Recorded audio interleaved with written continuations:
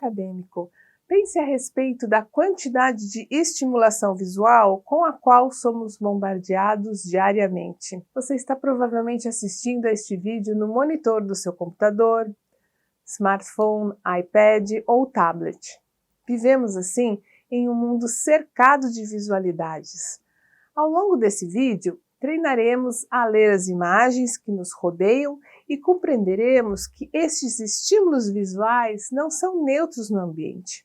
Ao contrário, são criados para compor um contexto social, difundir ideologias e são repletos de significados que comunicam mensagens. Outdoors, banners, letreiros de lojas, vitrines, cartazes, fotografias compõem o espaço urbano e extrapolam até mesmo este ambiente físico, adentrando no mundo virtual da internet. De algum modo, a recepção dessa profusão de imagens cotidianas se dá muitas vezes de maneira ingênua ou pouco reflexiva, instaurando-se a necessidade de saber interpretá-las de modo mais sistematizado. A leitura é bem mais que decodificar palavras, é também conhecer os códigos que fazem parte do cotidiano, que estão presentes nos gestos, nas roupas, nos alimentos, nos sons e nas imagens. O domínio desses diferentes códigos permite que o indivíduo interprete a sua realidade, principalmente as informações visuais que são tão constantes nos livros, nas revistas, outdoors, internet, cinema, televisão, entre outros meios de comunicação. O ato de ler não é restrito às palavras. Pensar em leitura logo vem a ideia de textos escritos, porém, ler não se restringe a decifrar letras. Pode-se ampliar esse conceito para além dos textos verbais, ao considerar as linguagens não verbais, dos gestos, dos sons, do movimento corporal, das imagens, dos símbolos e dos ícones como texto. Define-se a leitura como um processo de compreensão de expressões formais e simbólicas, não importando por meio de que linguagem. E ao ler o mundo, dentro dessa diversidade de espaços de leitura, leva à compreensão e dá sentido na relação do indivíduo com a vida. O crescente interesse pelo visual tem levado historiadores, antropólogos, sociólogos, educadores a discutirem sobre as imagens e sobre a necessidade de uma alfabetização visual, que se expressa em diferentes designações, como leitura de imagens e cultura visual. A expressão leitura de imagens começou a circular na área de comunicação e artes no final da década de 1970, com a explosão dos sistemas audiovisuais.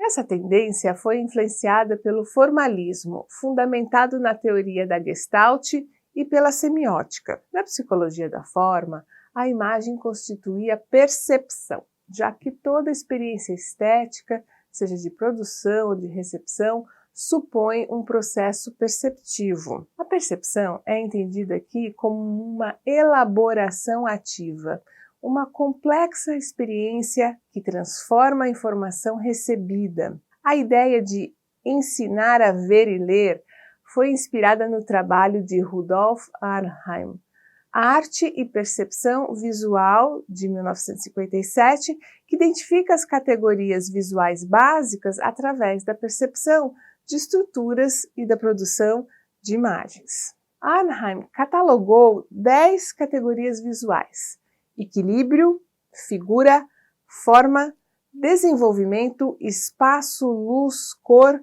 movimento, dinâmica e expressão. Nesse modelo, o espectador desvela nas imagens os esquemas básicos, utilizando as várias categorias visuais até descobrir a configuração que, por si mesma, possui qualidades expressivas. No Brasil, Feiga-Ostrower, a partir da década de 1980, foi uma das divulgadoras dos trabalhos de Rudolf Arnheim. As ideias desenvolvidas por Ostrower em cursos e encontros com professores enfatizavam as relações entre os aspectos formais e expressivos das imagens.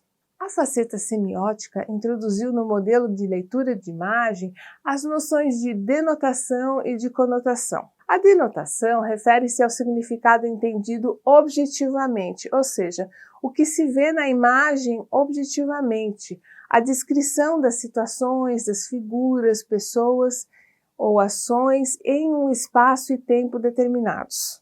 Já a conotação refere-se às apreciações do intérprete, aquilo que as imagens sugerem ou fazem pensar. Esse modelo vem sendo utilizado por alguns professores que propõem a leitura de imagens da arte ou da publicidade. A abordagem formalista, influenciada pela semiótica, enfatiza a leitura da imagem a partir dos seguintes códigos: espacial, o ponto de vista do qual se contempla a realidade, por exemplo, acima, abaixo, esquerda, direita, fidelidade, deformação. Relatividade é uma gravura litográfica do artista holandês M.C. Escher, impressa pela primeira vez em dezembro de 1953. No mundo da relatividade, existem 3 fontes de gravidade, cada uma sendo ortogonal às duas outras. Cada habitante vive em uma fonte de gravidade, onde as leis físicas normais se aplicam. Existem 16 caracteres espalhados entre cada fonte de gravidade, 6 em um e 5 em cada um dos outros 2. A aparente confusão da impressão litográfica vem do fato de que as 3 fontes gravitacionais são representadas no mesmo espaço. Gestual e cenográfico, sensações que produzem em nós os gestos das figuras que aparecem, por exemplo, tranquilidade, nervosismo, questões ligadas ao vestuário, à maquiagem, ao cenário. Caminhante sobre o Mar de Névoa, de 1818, é a obra-prima da carreira do pintor Caspar David Friedrich. O quadro é comumente interpretado como uma metáfora para a incerteza do futuro e o papel do ser humano nele. Ao mesmo tempo que o cavalheiro está no topo das pedras, demonstrando domínio da natureza, a sua proximidade do precipício sugere a insignificância do indivíduo perante ela.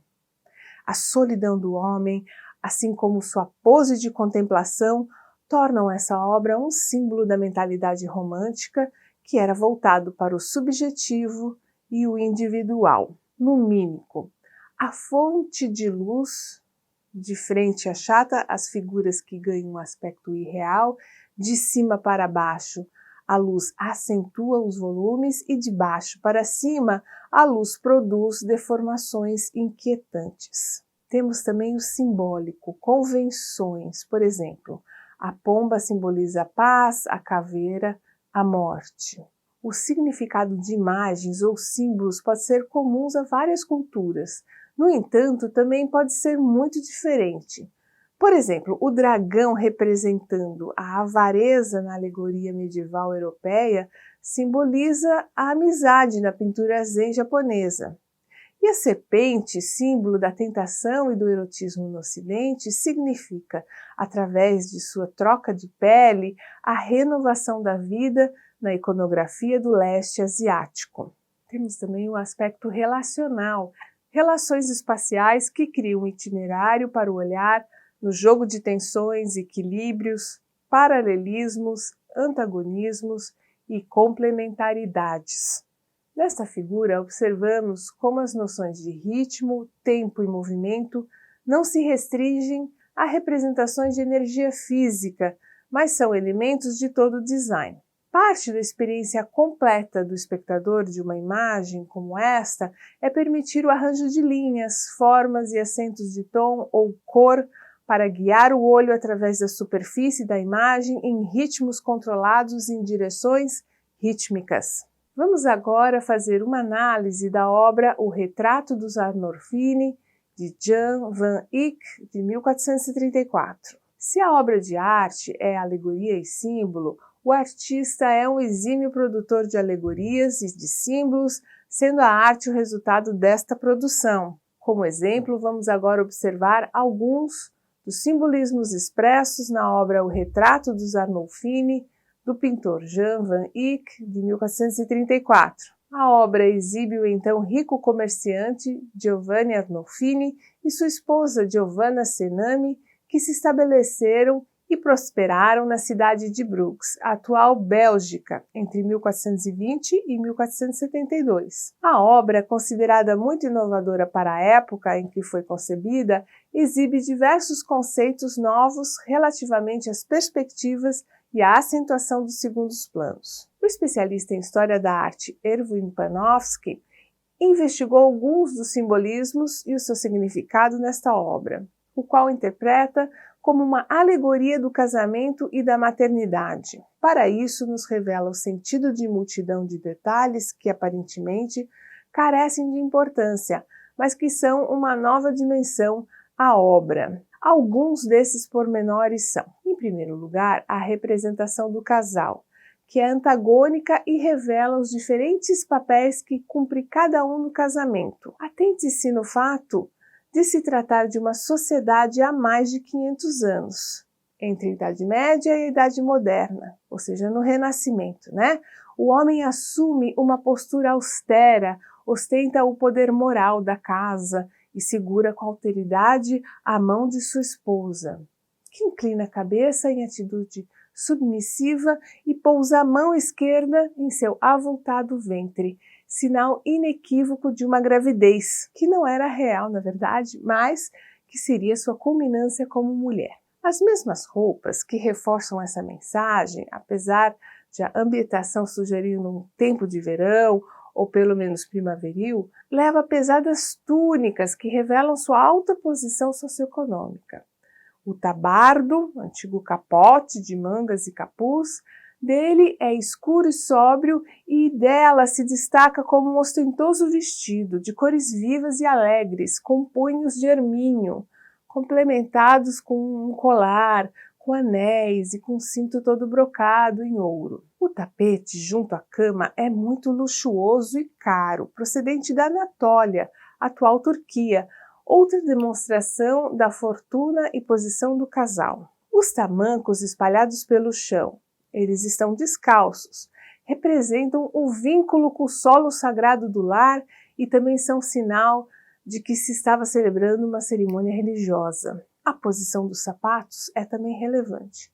Os de Giovanna, vermelho, estão próximos à cama, os de seu marido mais próximos do mundo exterior.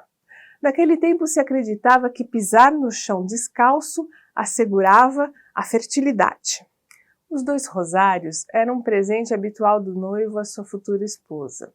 O cristal é sinal de pureza e o rosário sugere a virtude da noiva e sua obrigação de ser devota. Também o cristal do espelho alude à pureza do sacramento matrimonial. O espelho é um dos melhores exemplos da minuciosidade microscópica alcançada por Van Eyck, mede 5,5 centímetros e cada uma das cenas da paixão que o rodeiam mede 1,5 centímetro.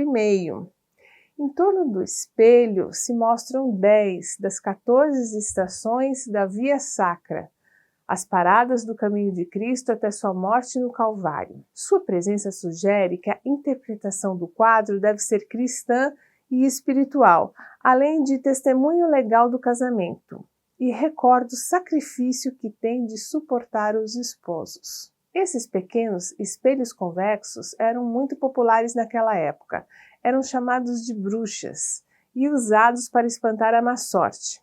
Frequentemente se encontravam juntos das janelas e portas. Essa é a primeira vez em que são usados como recurso pictórico.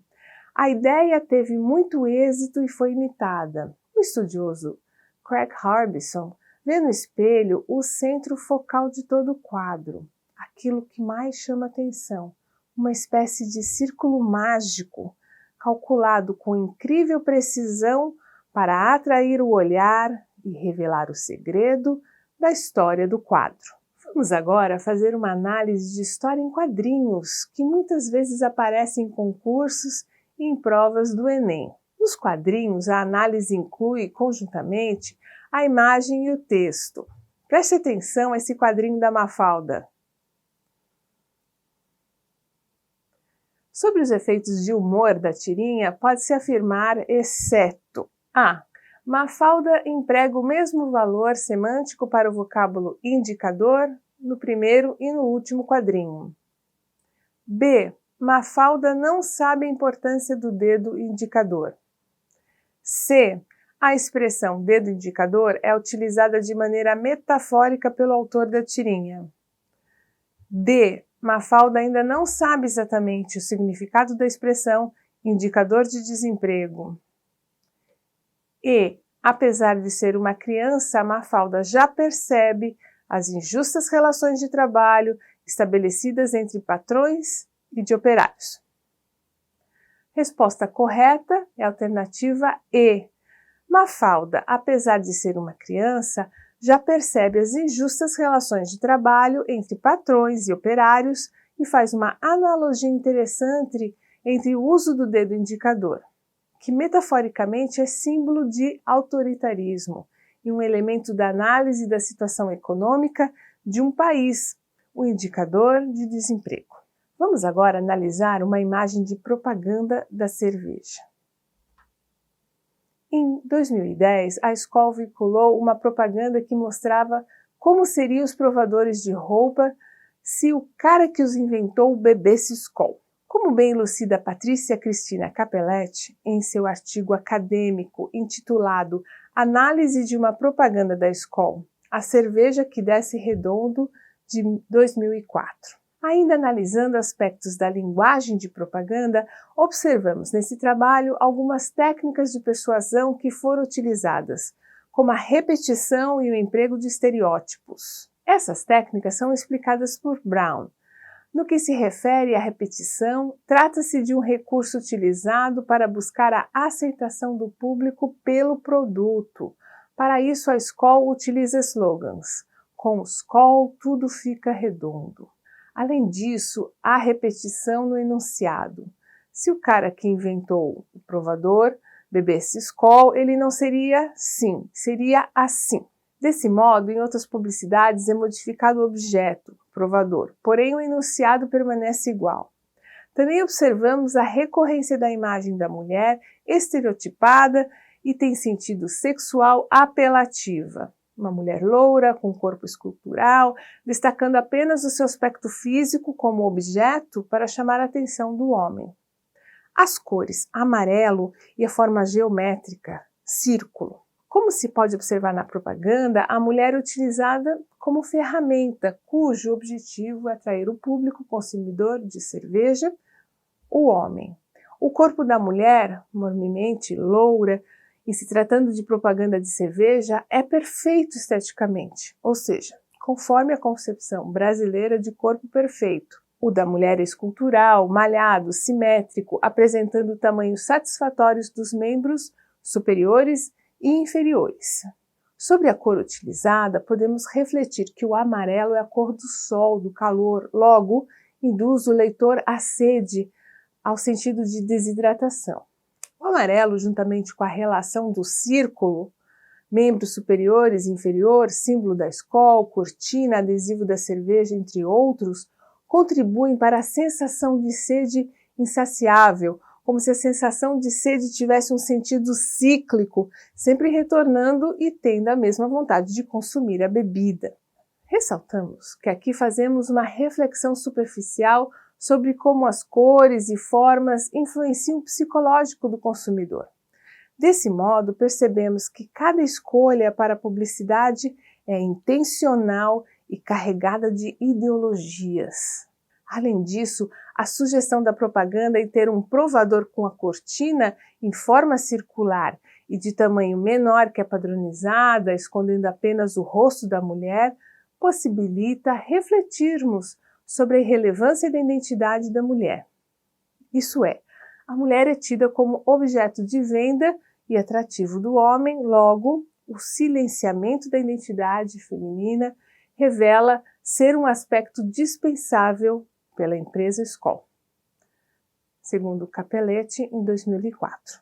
Por último, vamos ver agora um exemplo de leitura histórica de uma imagem, conhecida como a Mãe Migrante, tirada em 1936 em Nipomo, Califórnia, por Dorothea Lange. Nas grandes planícies, a catástrofe ambiental aprofundou a longa crise agrícola da América e ampliou a tragédia da depressão. A partir de 1932, as secas severas atingiram Dakota, no Texas, e duraram até pelo menos 1936. Para muitos trabalhadores rurais do Texas, Oklahoma, Kansas e Arkansas, a única esperança era viajar para o oeste da Califórnia, cujas chuvas ainda traziam colheitas abundantes e potencialmente empregos. Um êxodo histórico, Oklahoma perdeu 440 mil pessoas, ou um total de 18,4% de sua população de 1930, para a imigração. A mãe migrante de Dorothea Lange tornou-se uma das imagens mais icônicas desse êxodo para o oeste americano. Na fotografia, uma jovem mãe olha com expressão preocupada e cansada. Ela é uma migrante, tendo deixado sua casa em Oklahoma para seguir as plantações no estado dourado. Ela participou do que muitos, em meados da década de 1930, estavam começando a reconhecer como uma imensa migração de famílias dos estados das planícies do sudoeste. Na imagem, ela embala uma criança e sustenta 2 filhos mais velhos, que se agarram a ela. A foto de Lange encapsulou a luta da nação. O tema da fotografia evidencia a dificuldade deste momento, como um olhar incerto sobre o futuro possa oferecer. Todas as imagens, seja ela um referencial da arte, da antropologia, educação, história, sociologia ou publicidade, pode ser lida e interpretada através de uma proposta formalista estética e semiótica da leitura de imagens. Por se tratar de uma abordagem multirreferencial e transdisciplinar, um trabalho de compreensão crítica da cultura visual nos mais variados ambientes de aprendizagem, podem ser desenvolvidos por todos os acadêmicos ou educador que queira problematizar as representações sociais e culturais, tanto de sujeitos como de objetos. Como diz o ditado, uma imagem vale mais que 1000 palavras, compreendemos que as imagens não cumprem apenas a função de informar ou de ilustrar, mas também de educar e de produzir conhecimento.